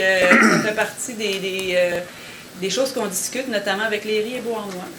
Ça fait partie de la résolution, d'ailleurs, qu'on a passée au mois de juillet dernier concernant la poursuite des choses, quand on a déposé, quant à nous, notre volonté d'avancer dans le dossier. Dans une régie, c'est-tu une gestion participative? Chaque ville a un mot à dire ou ça va être comme là, c'est Châteauguay qui décide pour les autres? Dans la desserte de police, le modèle souhaité, on avait déjà fait de la place à une nouvelle gouvernance pour inviter les municipalités, parce que c'est quand même une part importante de leur budget qui est mis dans la police à participer aux décisions. Oh, OK. 5.7, dépôt d'opinion juridique. Est-ce qu'on peut en avoir un peu d'informations ou Ben, c'est moi, confidentiel? Moi, je ne les commenterai pas. Sont publics, vous pourrez en prendre... Puis l'autre, le 5.8, il est public aussi? Ils sont publics aussi, vous pourrez en prendre connaissance. Le 5.7, il ne faut pas être un devin et dire que ça s'adressait à vous, le dépôt. Puis le 5.8, c'est-tu... Qu'est-ce que regardait votre fils? Comme je vous dis, je ne commenterai pas, vous prendrez part... OK. Vous pouvez prendre connaissance des... Autre question qui découle du début de l'histoire. Est-ce que la Ville a des protocoles d'entente avec le service de police et les associations, que ce soit le baseball, le hockey, le soccer? Tout est fait, tout est vérifié. Tout est vérifié? Puis, même pour les gens qui travaillent chez nous. Bon, je ne parle pas des employés réguliers là, de la Ville. Là, non, mais on a des protocoles, donc les gens peuvent faire des vérifications. Ah, OK.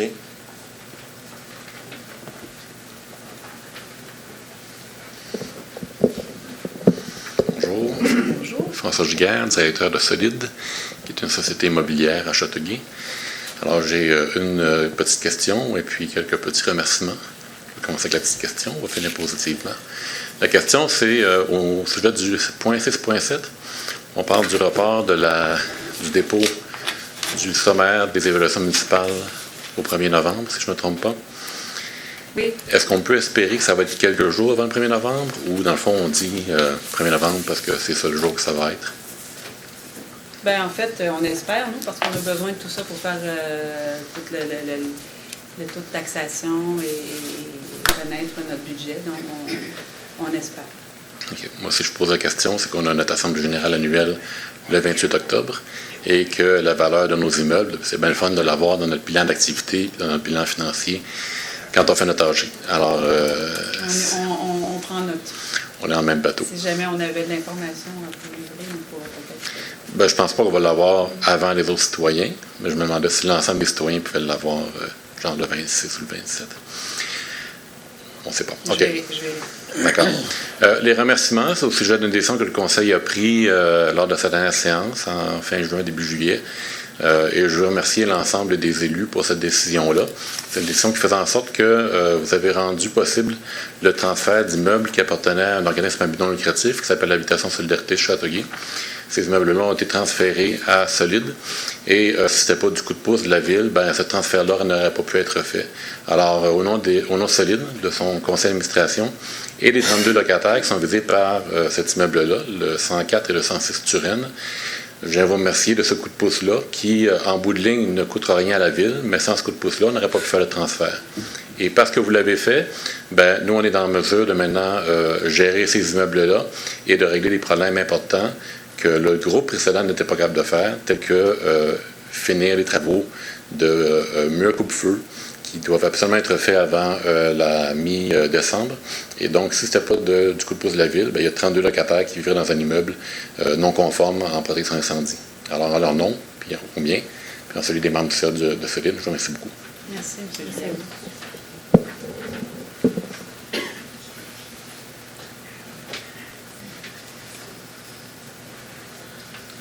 Bonsoir, Mme René Barrette. J'ai deux petites questions, peut-être qui ont été déjà répondues. Ça fait longtemps que je suis venu. Mais j'ai aussi une invitation qui, j'espère, me fera du bien. Les deux petites questions, c'est est-ce que vous avez une idée quand l'ensemble des abords au pont de la Berge vont être finalisés en termes d'aménagement, j'entends? En début 2016. Seulement? On est en train de procéder au plan, à la planification. Les mandats ont été donnés aux architectes paysagers aussi, parce qu'on veut bien intégrer les pistes cyclables, les abords et tout ça. Donc, ça, c'est fait.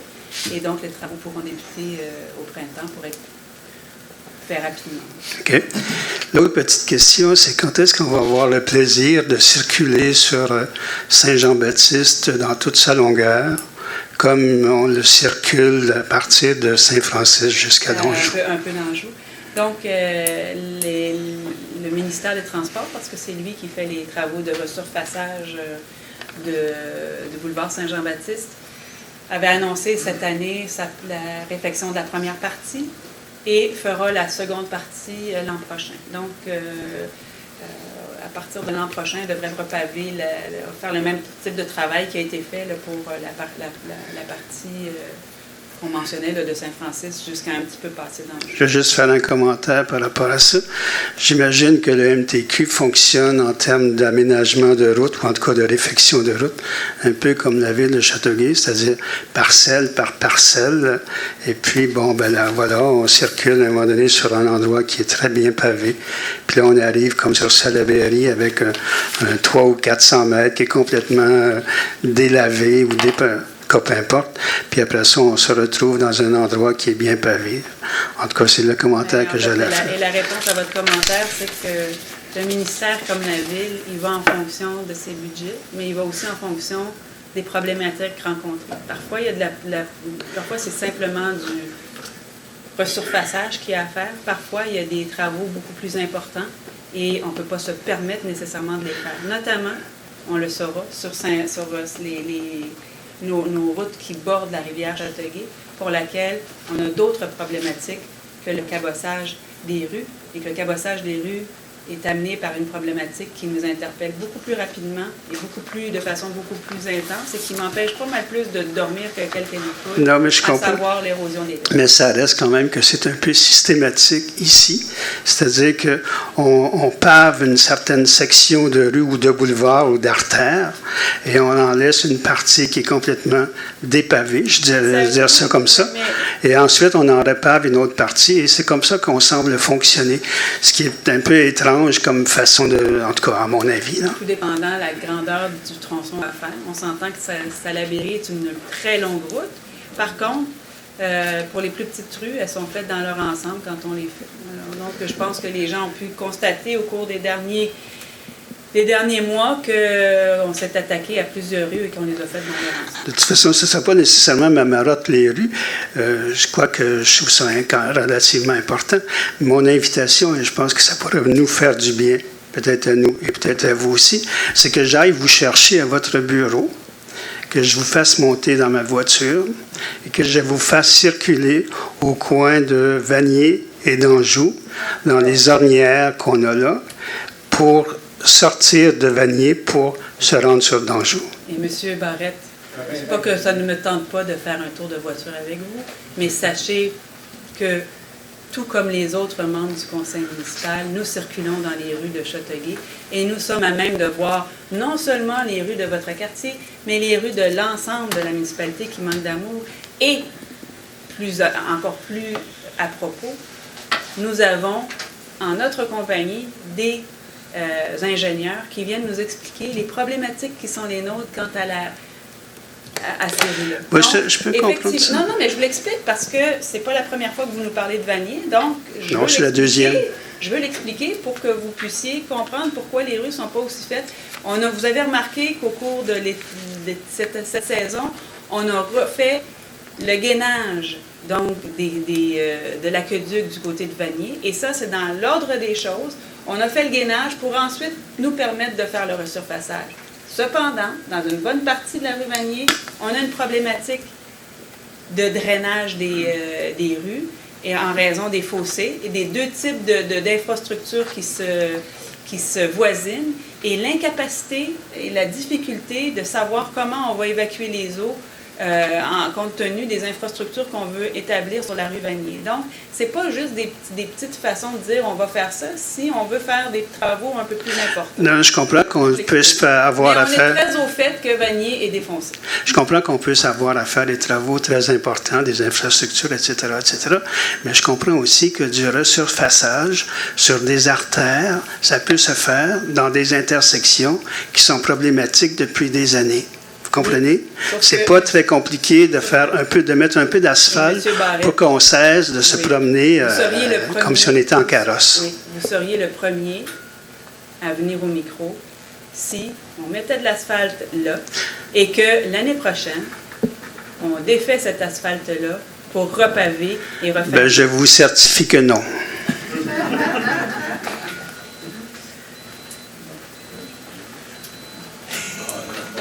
Il y a une autre, Monsieur Girard, il y a une autre période de questions. On peut avancer un petit peu. Oui, mais c'est juste une petite affaire. Allez-y.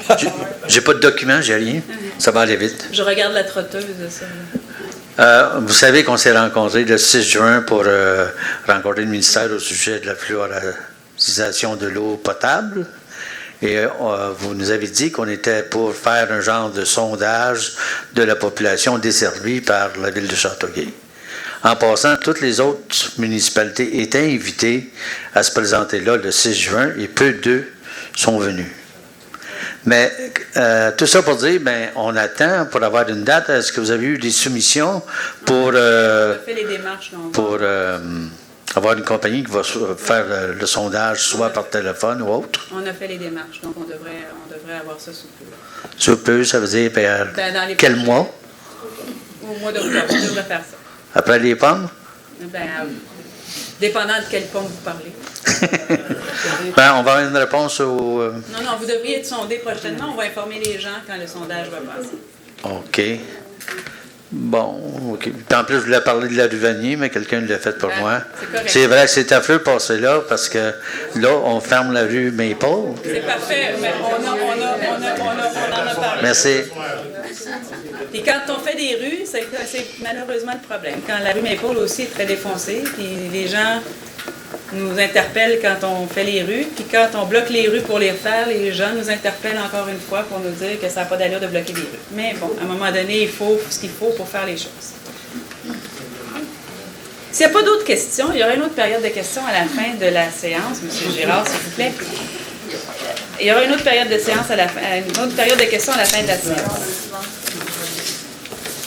7.1, route d'accès au centre écologique Fernand-Séguin, paiement d'honoraires professionnels supplémentaires pour la modification des plans et la coordination des travaux avec l'architecte pour un montant de 11 066,34 taxes incluses.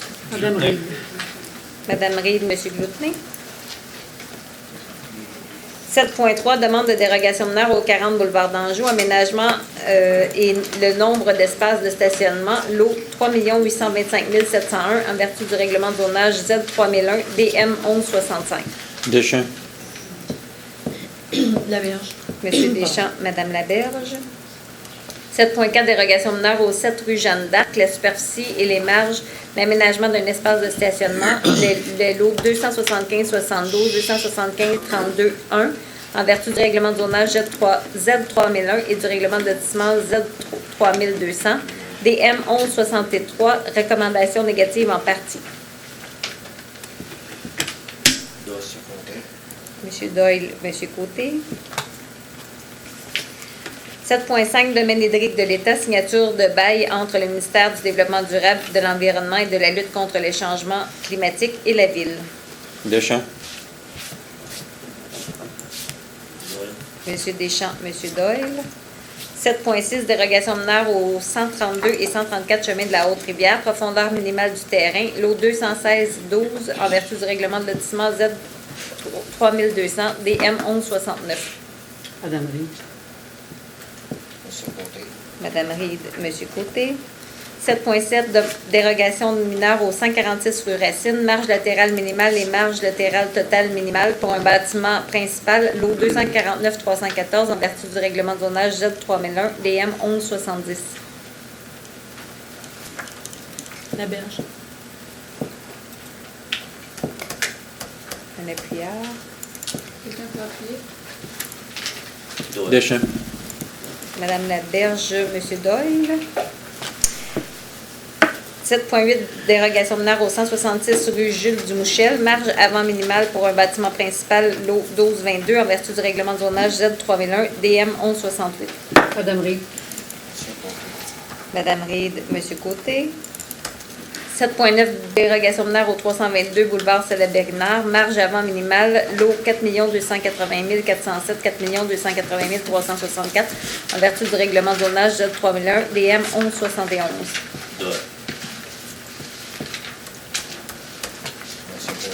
Monsieur Doyle, Monsieur Côté.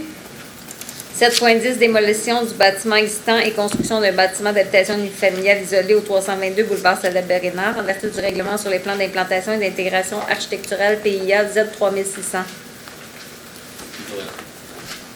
Deschamps. Monsieur Doyle, Monsieur Deschamps.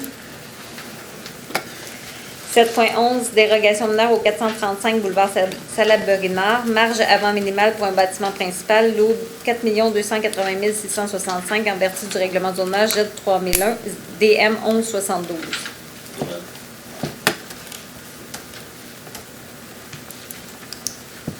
Un appuyeur. Laberge. M. Doyle, Mme Laberge. 7.12, dérogation mineure au 155 rue principale, largeur minimale du bâtiment principal, marge latérale totale minimale et marge latérale minimale, lot 226 1371 en vertu du règlement de zonage Z3001, DM 1173. Deschamps. Un appuyeur. Mme Reed. M. Deschamps, Mme Reed. 7.13, agrandissement du bâtiment principal en cour avant et arrière au 155 rue principale en vertu du règlement sur les plans d'implantation et d'intégration architecturale PIA Z3600. Mme Reed. M. Côté. Mme Reed, M. Côté. 7.14, projet d'installation de 5 nouvelles enseignes rattachées au bâtiment principal pour un immeuble situé au 235 chemin de la Haute-Rivière en vertu du règlement sur les plans d'implantation et d'intégration architecturale PIA Z3600. Mme Reed. Deschamps. Mme Reed, M. Deschamps. 7.15, changement du revêtement existant sur le toit faisant partie de l'agrandissement du premier étage au 33 rue principale en vertu du règlement sur les plans d'implantation et d'intégration architecturale PIA Z3600. Mme Reed. M. Côté. Mme Reed, M. Côté. 7.16, installation d'une nouvelle enseigne rattachée au bâtiment au 91 rue principale en vertu du règlement sur les plans d'implantation et d'intégration architecturale Z3600. Mme Reed. Mme Reed, M. Côté. 7.17, installation d'une nouvelle enseigne rattachée au bâtiment au 234 rue principale en vertu du règlement sur les plans d'implantation et d'intégration architecturale PIA Z3600. Mme Reed. Mme Reed, M. Côté. 7.18, changement du revêtement existant de l'ensemble du toit au 40 boulevard Salaberry-Nord en vertu du règlement sur les plans d'implantation et d'intégration architecturale PIA Z3600.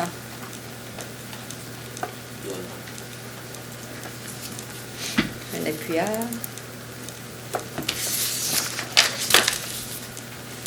Appui. Laberge. M. Doyle, Mme Laberge. 7.19, démolition partielle du bâtiment principal patrimonial et réaménagement en lieu de type ruine consolidée, halte parc commémorative à saveur patrimoniale au 52 boulevard Salaberry Sud en vertu du règlement sur les plans d'implantation et d'intégration architecturale PIA Z3600. Laberge. Mme Laberge, M. Doyle.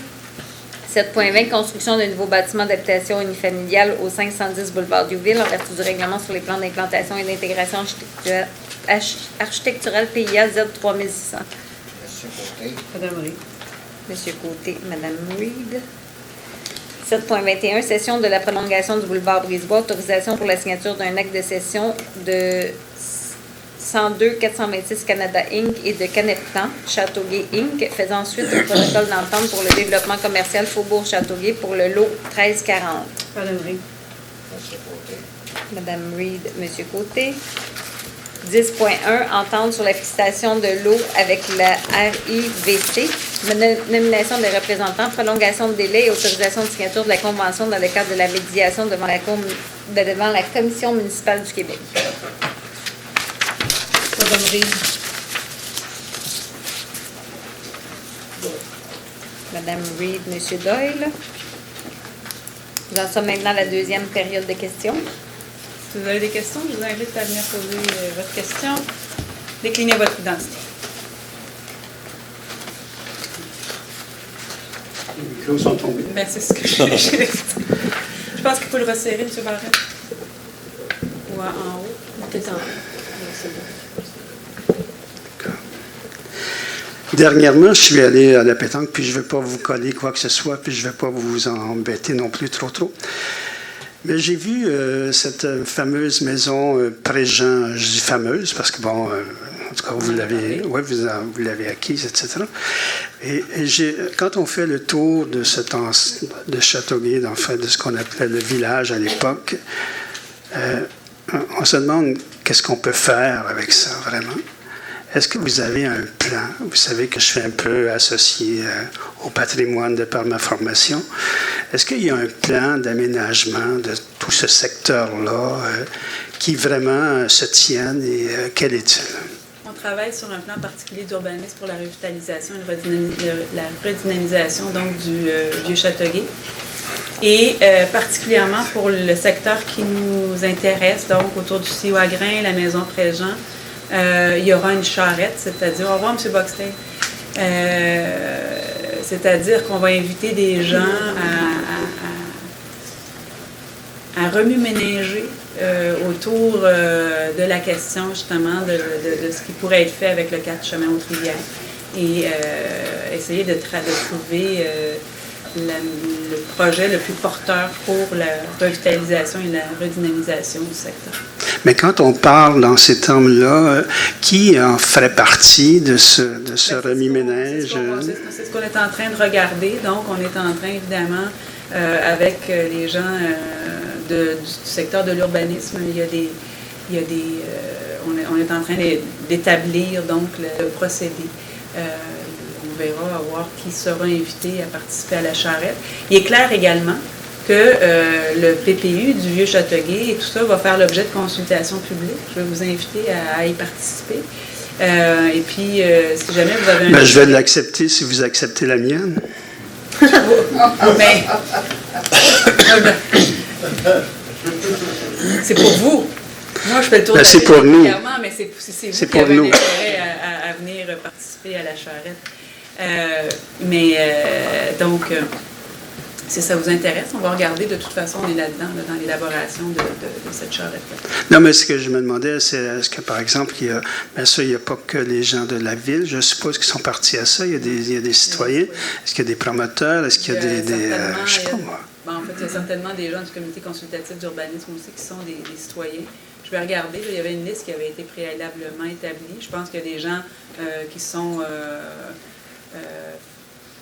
investis dans le patrimoine aussi, là, dans la communauté. Il y a des gens qui siègent sur, exemple, la Société du musée et des trucs comme ça. Donc, certainement, ces gens-là aussi qui sont interpellés. Et les gens qui ont démontré leur intérêt au cours des dernières années. Mais je vais regarder la liste de façon plus attentive et s'il y a une place, je vous fais signe. Moi, j'ai la mienne, en tout cas. On va au procès. C'est bien. Merci. Merci. Girard. Juste une petite question au sujet de...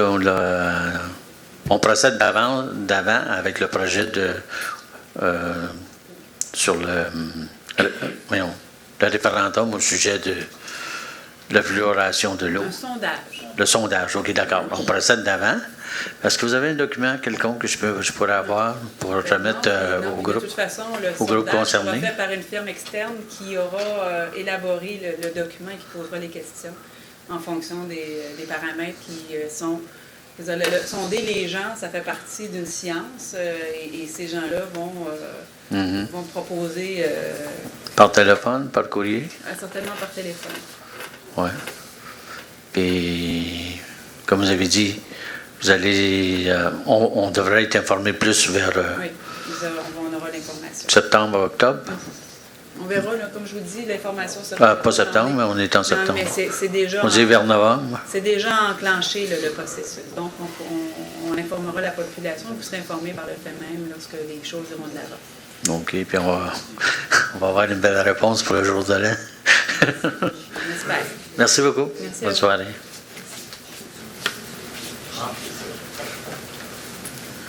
François Leborgne, bonjour, district 8, messieurs, mesdames les conseillers, conseillères. 3 questions rapides. La première, c'était, on avait eu le pont de la rue principale, le pont Laberge qui avait été réparé. J'avais cru comprendre il y a quelque temps qu'il y aurait le pont de la Sauvagine aussi qui se ferait l'objet de rénovation. Et je voulais savoir quels étaient les échéanciers. En fait, on n'a pas d'échéancier encore pour le moment. On sait qu'on s'est fait annoncer les 3 ponts. Et moi, j'avais alors mentionné au ministre Moreau, pas les 3 en même temps, s'il vous plaît, mais autant le pont Bourdon que le pont de la Sauvagine. Le pont de la Sauvagine, on aura vu au cours des derniers mois qu'il y a eu des sondages qui ont été faits sur le pont, qu'il y a eu des mesures qui ont été prises par le MTQ. Ça fait partie des questions que j'ai aussi pour le ministre Moreau, à savoir quel est l'échéancier pour la suite des choses et quel est l'état des lieux pour les ponts, autant le pont de la Sauvagine que le pont Bourdon. Deuxième question rapide. Nous sommes en pleine campagne fédérale et les maires ne se gênent pas pour interpeller les partis. Je voulais savoir, est-ce que Châteauguay avait entrepris des demandes auprès des différents partis et comment est-ce que ces demandes ont été reçues? Peut-être aussi quelles ont été ces demandes et comment ont-elles été reçues? J'ai personnellement rencontré l'ensemble des candidats et les demandes aussi se sont traduites par une lettre qui a été envoyée parce qu'elles sont, elles sont communes à l'ensemble des villes de la MRC. Donc, à travers un communiqué, une demande qu'on a fait parvenir à l'ensemble des candidats des 2 comtés qui couvrent la MRC de Roussillon. On a fait valoir nos demandes en matière d'aménagement du territoire, préséance de la loi sur l'aménagement et l'urbanisme versus les lois fédérales là, qui permettent à des entités commerciales, du type des antennes de télécommunications, les voies ferrées, on parle des audiologiques ces temps-ci, c'est pas tellement le cas à Châteauguay, mais on ne sait jamais qu'est-ce qui pourrait y arriver dans un futur plus lointain, disons. Mais donc, tout ce qui est boîte postale et tout ça, donc on a fait valoir nos points en matière d'aménagement du territoire, de consulter la population d'accueil et de faire en sorte que de reconnaître la primauté de la loi sur l'aménagement et l'urbanisme dans l'installation, en fait, quand on veut venir s'installer quelque part. Et ça, ça fait partie d'un des débats qu'on a avec les candidats. Mais est-ce qu'il y a eu réponse? En fait, pas encore, on attend. On a vu que du côté de l'Est de la MRC, le candidat libéral, M. Jean-Claude Poisson, a envoyé une lettre dont je devrais prendre connaissance pour les prochains jours. J'ai su que la lettre était arrivée, je ne l'ai pas vue encore. Et Mme Brenda Shanahan, qui est la candidate libérale aussi, s'est manifestée en voulant rencontrer les élus pour répondre à ces demandes-là. On a aussi, évidemment, on attend des réponses de tous les autres acteurs politiques fédéraux là, des 2 comtés. Dernière question, je vais rapidement, de toute manière. Nous avions discuté à savoir ce qu'il devait y avoir une refonte des règles sur le conseil municipal. Où en est rendu le projet? Je dois vous rencontrer pour le Madame Poirier a pondu un règlement et avant de l'adopter ici, je me devais, en tout cas moralement, de le présenter au comité intégrité fiscalité municipale puisqu'il émane de suggestions de votre part, de la part du comité. Donc, je voulais qu'on vous le présente avant, donc au cours des prochains jours, pour l'adoption à la prochaine séance du conseil. Boîte postale, est-ce qu'il y a une installation bientôt ou en fait, on est encore... on suit ça de très près. Il y en a eu. Hein? Au cours des dernières années, ils ne se sont pas gênés. On suit ça de très près. Pour l'instant, c'est encore sur la glace. Merci. Moi, c'est juste pour une plainte pour le bruit des fins de semaine. Monsieur Hubert Ouimet. Juste une plainte de bruit les fins de semaine. Disons que j'ai le nom des municipalités que de telle heure à telle heure, ils n'ont pas le droit de tondeuse, ils n'ont pas le droit de scie mécanique. Puis j'ai les noms, j'ai tout ça ici, écrit ici. J'ai parlé avec la demoiselle tantôt. Il n'y aura pas de problème. Bon, vous nous le déposez. Vous voulez qu'on resserre les règles? Je ne sais pas, mais la demoiselle m'a dit tu me donneras la formule. Moi, j'ai tous les noms des municipalités. Mais votre souhait à vous, c'est que vous trouvez qu'il y a trop de bruit et que vous voulez qu'on resserre les règles? Parce que de telle heure à telle heure, disons tout le monde, pratiquement tout le monde a un patio, quelque chose de même. Quand il fait beau et chaud, on mange dehors puis tout. Quand le voisin, s'il a la chaîne, nous prenons la tondeuse, puis t'es assis, puis t'as de la misère à parler avec tes amis. Et je penserais pas que je sois le premier à faire une Non, plainte et c'est pour là-dessus. ça qu'on avait d'ailleurs changé un peu la réglementation il y a de cela, je vous dirais, une vingtaine d'années. Par contre, je pense aussi, puis je suis l'exemple de M. Girard qui a parlé avec son voisin, je pense aussi qu'avant d'avoir une réglementation, on peut aussi engager la communication avec le voisin pour lui demander de faire attention lorsque nous, on le fait. Non, mais Vous le faites certainement. Il y a le nombre de 3 municipalités sur la feuille que je t'ai apporté. Une municipalité, c'est de 4 heures à je ne sais pas quelle heure. 2 autres de 4 à aller jusqu'à telle heure, ils n'ont pas de droit. On va, M. Ouimet, on va le regarder. On va voir quels seront les aménagements qui pourraient être apportés. Puis quand il y a une modification à une réglementation, je vous rappelle à tous qu'il y a consultation publique. Alors, vous serez invité certainement à apporter votre grain de sel si ça... Au début, je suis allé à la ville. Et le monsieur à la ville, il dit que ça serait mieux que tu ailles directement faire une plainte. Au conseil. Ici, là. Oui. Le monsieur m'a dit ça. Je ne sais pas si moi, je suis le premier à faire ça, mais je pense que ce sera pas. Non, parce que c'est pas le premier qui envoie. Mais ceci dit, je prends votre suggestion. Je ne prends pas ça comme une plainte. Je prends ça comme une suggestion. Ouais. Et pour améliorer la qualité de vie des gens qui profitent de leur... Les fins de semaine, c'est des... Monsieur Loutec, les Bleus de l'île. Oui. Merci, M. Caron. Donc, pour le bruit et la qualité de vie de tout le monde. Ouais, c'est ça, les fins de semaine, autrement dit. On travaille dans la semaine, mais les fins de semaine, tu as de la visite, quelque chose de même, puis... Oh! Hey, qu'est-ce qui se passe ici? Ben, qu'est-ce qui se passe ici? T'as ça de qui? Hein? Merci. Sur ma feuille, il y a trois municipalités, en tout cas. Vous arrangez ça comme que vous voulez, mais... On va regarder ça. Pour le moment, j'ai juste à crier si je peux parler avec le voisin. Merci. Pas avec le voisin, mais avec la visite que j'ai. Mais je vous invite à parler avec votre voisin aussi. Ah, mais il n'y a pas rien que le voisin. S'il vous plaît. Monsieur, pour vous. Merci. Je croyais qu'à Châteauguay, on avait un règlement qui empêchait de faire du bruit le dimanche, comme du cognage, du sciage, la tondeuse, puis toutes les patentes à pression qui font du bruit, là. Il y a, M. Girard, effectivement une réglementation qui existe, mais est-ce qu'elle remplit toutes les conditions émises quand elle parle du dimanche? Elle ne parle pas nécessairement. Je parle du dimanche seulement, là. Oui. Donc, on va regarder tout ça. On prend les suggestions de M. Ouimet. On va regarder ce qui existe dans notre réglementation. On va essayer de faire en sorte de trouver une façon de faire. Tout le monde vive et puisse savourer l'été qui est trop court et le savourer. L'hiver qui est trop long. L'hiver est... En tout cas, le dimanche, il me semble, c'est ça. Pas de bruit le dimanche. C'est ce que, comme je dis, on va regarder puis on va essayer d'adapter ça le plus possible. Je m'excuse de nom des municipalités que tu as là-dessus, samedi et dimanche. Pas de tondeuse, puis pas de... Mais on rappellera que les gens, malheureusement, parfois les gens n'ont que la fin de semaine pour vaquer à leurs occupations. Oui, c'est seulement le seul nom. Oui, c'est pour ça. Seulement de 4 heures. C'est pour ça que... Oui, c'est ça.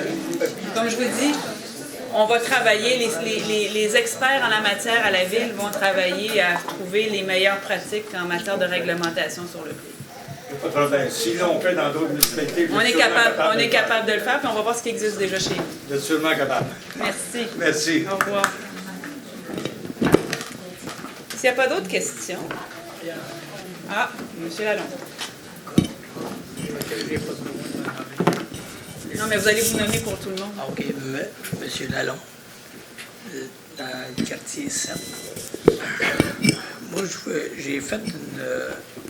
j'ai remarqué que sur Youville, à partir de Principal, aller jusqu'au parc de... Le parc Circe? Oui, c'est ça, exact. Et la piste cyclable n'est pas lignée, il n'y a pas de poteau tout le long. Y a-t-il une raison? J'ai remarqué la même chose, M. Lalonde, et j'ai posé la question. J'ai demandé si on avait commandé assez de bollards, parce que quand on étend les pistes cyclables, est-ce qu'on oublie de commander Donc, on a éparpillé un peu plus les bollards, j'ai l'impression. Mais de mémoire, j'avais soumissionné sur ce projet-là pour la signalisation. C'est DJL qui a fait le projet. d'asphaltage. Ben, si c'est ça, je vous inviterai à vous interrompre tout de suite, parce que je ne pense pas qu'on puisse se parler des contrats comme ça. Donc, non, c'est parce que s'il y a eu un vice dans le contrat ou s'il y a eu n'importe quoi, je vous inviterai plus à parler avec la direction générale et pas à parler avec les élus. Y a-t-il une raison pourquoi est-ce que je pourrais pas... Parce que ça fait, vous étiez soumis, vous avez un intérêt pour la chose puisque vous avez soumissionné que le contrat est allé à quelqu'un d'autre et que les règles en matière de lobbyisme, non, mais je vous explique, en matière en attribution de contrat et en lobbyisme font en sorte que les élus maintenant sont limités dans leur capacité de s'adresser directement aux entrepreneurs. OK. Là, j'imagine que vous avez encore des inspecteurs pour les travaux. J'imagine aussi. Fait que comment se fait que ça n'a pas été relevé de vos inspecteurs, comme quoi que... Parce que votre question, c'est à savoir pourquoi c'est pas fini. Puis est-ce que ça a été fait? C'est ça. Ben, ça n'a pas été fait, parce qu'il y a eu des problèmes d'asphaltage. Ils ont été obligés de reprendre... Ils avaient fait, puis comme ils ont refait, ils n'ont pas refait. C'est ça? Ils avaient fait les lignes. Au départ, les lignes étaient faites. Non. Au départ, les lignes étaient faites. Quand ils ont refait l'asphalte, ils n'ont pas refait les lignes comme elles étaient. Il n'y a jamais eu de bolard, en tout cas. Il n'y a pas de bolard, mais les lignes étaient faites. OK. Bien, dans le contrat, c'était marqué qu'il fallait qu'il y ait... Oui. Bien, on va vérifier tout ça, M. Lalonde. On va revenir. OK. Puis, mon autre question, c'est sur la rue Richelieu. Oui. Puis là, je ne veux pas pointer un ou l'autre. Les cols bleus ont été faire un travail d'égout. Puis, juste à côté, à droite, il y avait 2 valves qui sortaient de la rue, puis un puisard qui était brisé. Mais ça n'a pas été... Tu sais, il était juste à côté. Je comprends pas pourquoi est-ce que ça a pris 3-4 jours plus tard pour qu'ils viennent faire le puisard. Il était là. Tu sais, c'était pas plus long pour eux autres, le temps. Tu sais, si ça avait été coupé, puis... On va aussi poser des questions à qui de droit, puis on viendra. C'est partie des choses qu'on questionne. Puis les 2 valves sont toujours pas faites, eux autres. OK. Fait que je sais pas si ça a faute des cols bleus ou qui que ce soit. On verra où ça a manqué dans le processus. Merci. Il n'y a pas d'autres questions? On va, et Mme Blackburn ayant quitté, je vais passer la parole à mes collègues du Conseil. Monsieur Bonne soirée. Merci. M. Plutney. Merci à tout le monde. Bonne soirée. Madame Laberge. Bonne soirée et bonne semaine. Monsieur Deschamps. Madame la mairesse, rapidement, juste une petite précision. C'est pas très important, mais tantôt, le citoyen dont j'oublie le nom, là, posait la question, seul soumissionnaire conforme. Effectivement, il était seul. Vous parliez du point 6.13. Ça ne fait pas l'affaire du Conseil. On n'aime pas ça quand il y a juste un soumissionnaire. Vous dites qu'on s'est fait avoir, mais là, il faudrait... Pardon? J'ai jamais dit que c'était fait avoir. Oui, tantôt, vous savez... On s'est fait avoir. On s'est déjà fait. Déjà fait avoir? Il n'est pas tout seul, c'est le Ben, en seul. tout cas, effectivement, quand c'est marqué seul soumissionnaire conforme, c'est parce qu'il est le seul. Au point 6.12, oui, là, c'est marqué plus bas soumissionnaire. Effectivement, il y en avait 8, plus le soumissionnaire était 9 en tout. Donc, vous aviez raison, seul soumissionnaire, c'est parce qu'il était seul. On ne peut pas rien faire, on ne peut pas forcer personne à soumissionner. Là. Mais si on a un doute, c'est sûr qu'on peut changer le devis puis retourner la soumission. Et si ça arrive souvent, est-ce que vous allez faire quelque chose ou alors on va Non, ça arrive trop souvent. Ça arrive trop souvent. Vous n'êtes pas obligé d'ouvrir les enveloppes? Non, ben non, on n'est pas obligé. Si on a juste un, on peut dire qu'on en veut 2 plus. On n'est pas obligé. Non, la loi est claire. Si on n'a rien à lui reprocher, puis il est le seul, il faut le prendre. Sinon, il faut, si la loi dit que si on ne prend pas une soumission, on doit retourner en plans et devis et modifier les plans et devis pour retourner en appel. On ne peut pas retourner en appel d'offres avec exactement les mêmes plans et devis parce que si la personne qui avait soumissionné était conforme et qu'elle avait un prix, on est obligé de la prendre. Ça, ça fait pas. C'est à quel point donc 6.13. 6.13. C'est pas un gros contrat, c'est 104 000 $. Mais quand même. On a déjà donné des contrats beaucoup plus importants avec un seul soumissionnaire, mais tant qu'on n'a pas le choix. Mais c'était pas celui de Sintra que monsieur... Non, il parlait du soumissionnaire... Non. C'est quel? 6-12. 6-12. Ouais. Ben, 6-12, c'est pas marqué seul soumissionnaire conforme, ce que vous avez dit tantôt, seul soumissionnaire conforme. J'ai juste demandé, S'il était seul. j'ai juste demandé est-ce qu'il était seul soumissionnaire ou s'il y en avait d'autres. Ben, c'est marqué plus bas soumissionnaire. Ouais, Ça veut donc, dire qu'il y en a d'autres. pour celui de Sintra, il y avait 1, 2, 3, 4, 5, 6, 7, 8, 9 soumissionnaires et Sintra était le plus bas. OK, c'est parfait. Conforme. C'est la question que je posée. Voilà. C'est tout, Madame la maire. Merci, M. Deschamps. Madame Bonsoir tout Lee. le monde. Merci de votre présence. Bonne fin de soirée. Hey, merci à tous. Ça m'a fait bien plaisir de vous voir ce soir. Il y avait une belle énergie. C'était intéressant de vous entendre. Ne serait-ce que le bruit avant la séance du conseil, c'était il y avait quelque chose de joyeux dans ce qu'on entendait. Et j'aimerais juste vous dire que c'est le temps des pommes et qu'il y a eu une belle fin de semaine déjà du côté de l'île Saint-Bernard où on a pu aller cueillir les fruits de notre verger collectif. Et il en reste certainement. Alors, je vous invite à aller, si vous avez le temps de passer par là, vous prévaloir de notre beau verger et les pommes qui ont poussé tout l'été. Combien il y a pas? Je ne sais pas. C'est pas moi qui ai vu. 12 piastres, c'est ça.